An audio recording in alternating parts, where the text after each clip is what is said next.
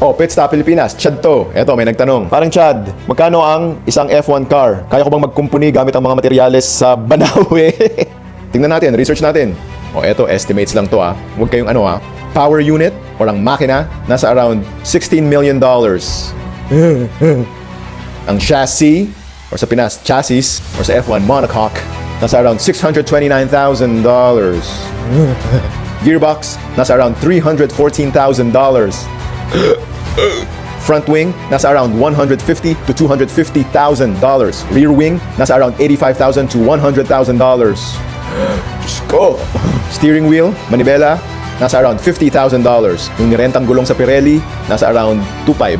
So sumatotal, nasa around $17 to $18 million ang isang F1 car. Ang isang F1 car. Hindi pa kasama yung mga spares, mga repairs, research and development, yung mga wind tunnel, telemetry, mga testing nila, upgrades. Kaya ganun kamahal ang mga materyales tsaka labor para mag-produce ng isang F1 car. So imaginein mo kung lap 1 pa lang, na-crash mo rin yung F1 car mo.